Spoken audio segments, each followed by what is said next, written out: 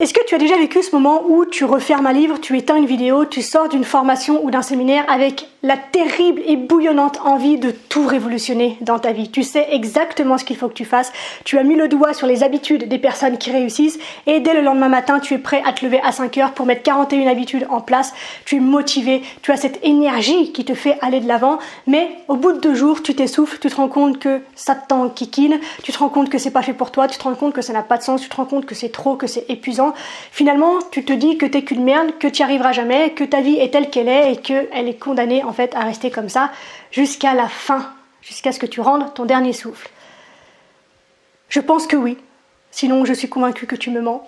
Et je pense que toutes les personnes qui mettent un jour le pied dans le développement personnel connaissent ces cycles où on est à un moment ouais et le lendemain on est pff, et le lendemain ouais et le lendemain pff. Et ça dure, sans que jamais aucun changement en fait ne vienne s'ancrer, ne vienne se matérialiser en fait dans nos existences. Et la raison à ça qu'on ne nous donne jamais, c'est qu'il y a des fondations à mettre en place qui sont évidentes pour les personnes qui transmettent, qui enseignent, mais qui ne le sont pas pour les personnes qui commencent. Et c'est des fondations qui reposent sur 4 lois que tu retrouves partout.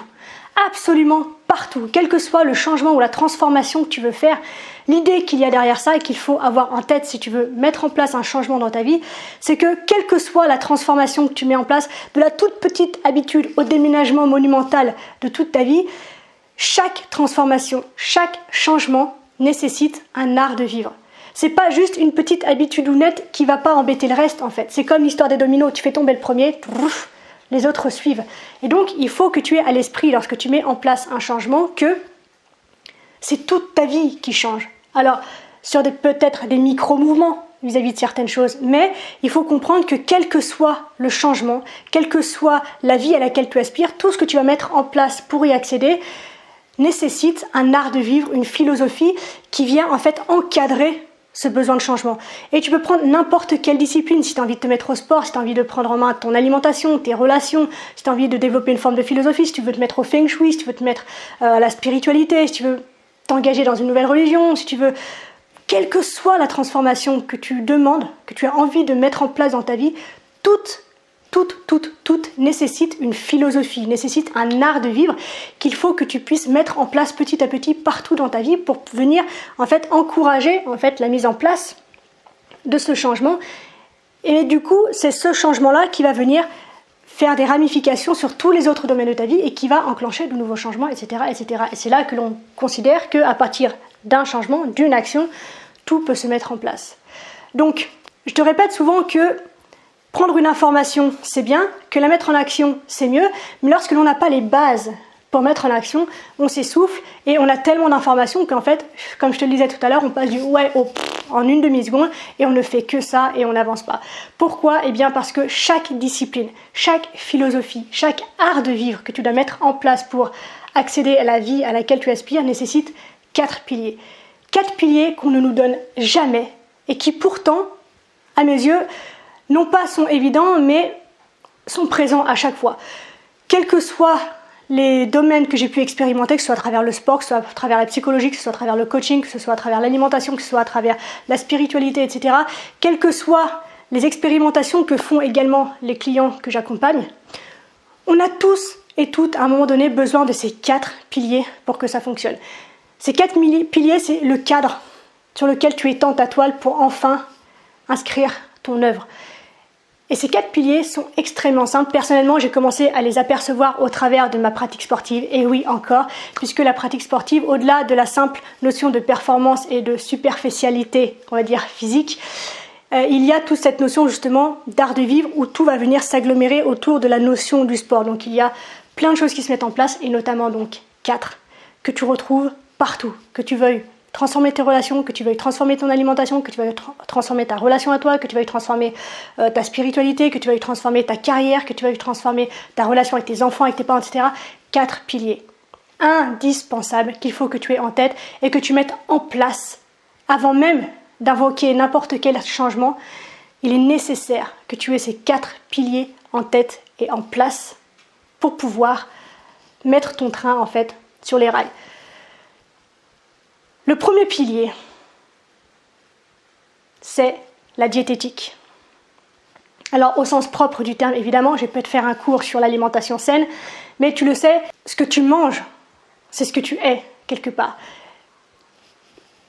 Je développe cette idée de plus en plus dans mes vidéos, dans mes contenus, quelle que soit la plateforme sur laquelle je m'exprime, où la séparation à laquelle on pense n'existe pas. On est tous un, on est tous dans un grand champ énergétique, on partage en gros une conscience et un champ qui est unique.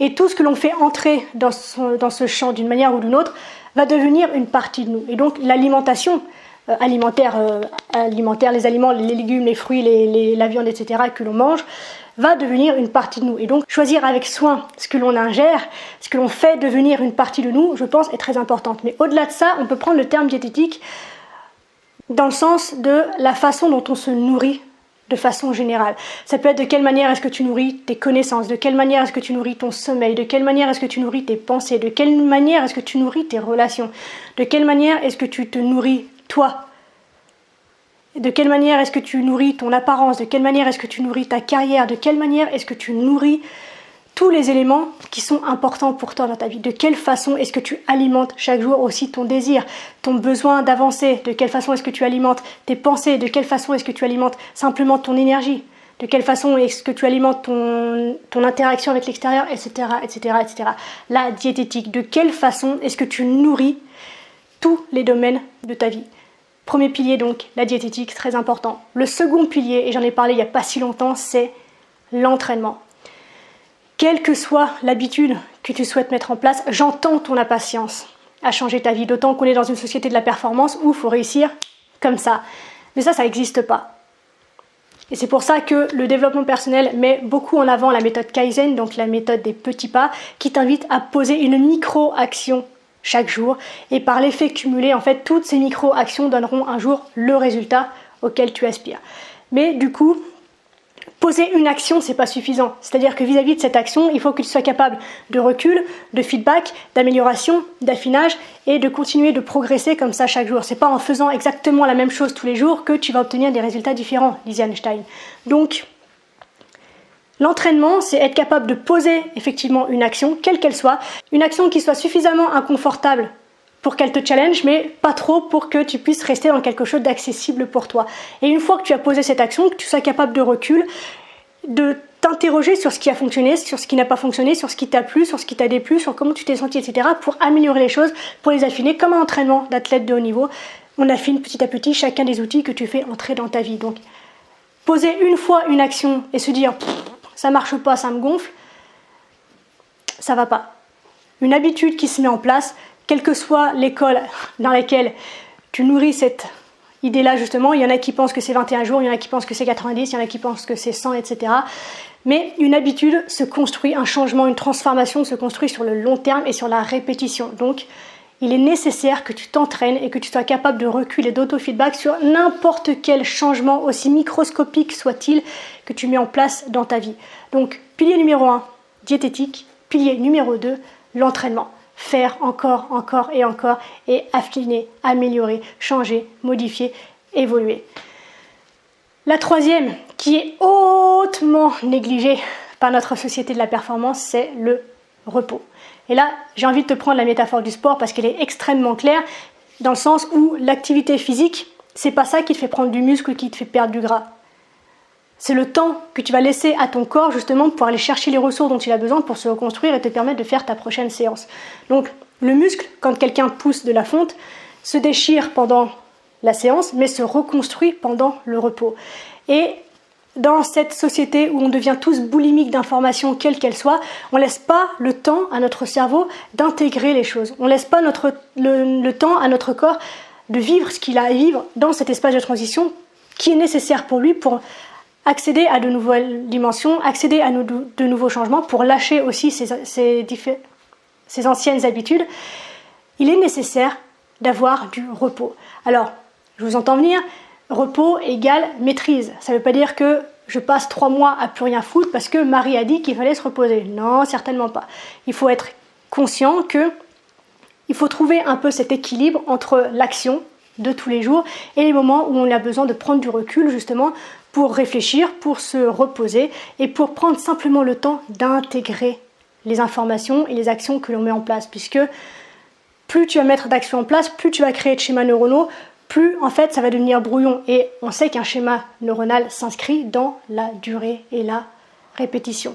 Mais toute la structure de pensée qui va autour, toute la structure philosophique qui va autour, toute la structure autobiographique qui va autour, ne se construit que dans les moments de repos, où tu fous la paix à ton cerveau et il a le temps de faire ce qu'il a besoin de faire.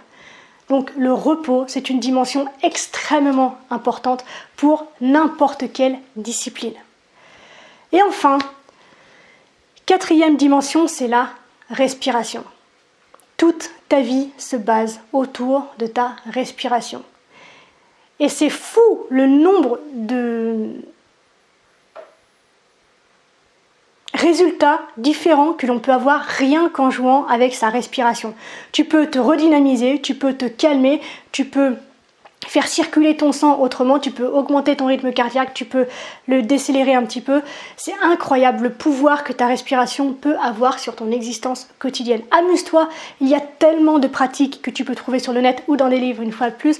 Tu peux faire la cohérence cardiaque, tu peux utiliser la méthode Wim Hof, tu peux utiliser le 4-4, tu peux utiliser la respiration ventrale, tu peux utiliser la respiration thoracique, tu peux utiliser la respiration sur 1 minute, tu peux utiliser l'apnée, tu peux utiliser la respiration dynamique. Toutes ces dimensions-là de ta respiration, et j'en ai cité que quelques-unes, te donnent accès à un élément spécifique en termes d'énergie, en termes de pensée, en termes de simplement d'être, qui est super importante et que l'on néglige. On est dans des sociétés, une fois de plus, où tout va vite, on est pressé par le temps, on est pressé par les informations, on n'a pas le temps d'être présent. Et la respiration, au-delà de toutes les dimensions énergétiques qu'elle permet de retrouver, permet simplement de se poser. Et je te l'ai dit juste avant, le repos, c'est super important. Donc, quand tu sens que tu pars dans tous les sens, le meilleur outil dont tu disposes, qui est gratuit, qu'on t'a offert à ta naissance, et c'est un putain de cadeau, c'est ta respiration. T'es énervé ? 2 secondes. Je respire. Je suis stressée ? 2 secondes. Je respire. J'aime quelqu'un ? Je respire. Je suis devant un paysage incroyable. Je le vis à fond. Je l'inspire, je le vis, je m'intègre, je me mélange, je me fonds dans ces moments qui sont importants pour moi. La respiration, les copains, c'est un truc de dingue que l'on néglige aussi beaucoup. Et pourtant, c'est la base de beaucoup de choses. Dans le sport, une fois de plus, tous les mouvements doivent être accompagnés d'une respiration qui est juste. Si tu expires lorsque tu contractes, c'est le bordel. Donc tu inspires, j'expire pour alléger la charge, j'inspire, j'expire. Et si tu fais l'inverse, tu obtiens d'autres résultats. La respiration au quotidien, c'est super important. Donc ces 4 règles qui sont extrêmement simples. Probablement même que tu te dis, mais en fait c'est bateau et j'ai clairement pas inventé l'eau chaude, non. Mais j'ai jamais entendu quelqu'un en parler et les mettre en parallèle en fait pour faire comprendre que c'est la structure initiale de n'importe quel changement, de n'importe quelle transformation que l'on veut mettre en place dans sa vie. Tout part de là, c'est indispensable, quelle que soit la discipline que tu as envie d'expérimenter, d'exprimer ou de mettre en place dans ta vie. La diététique, l'entraînement, le repos et la respiration.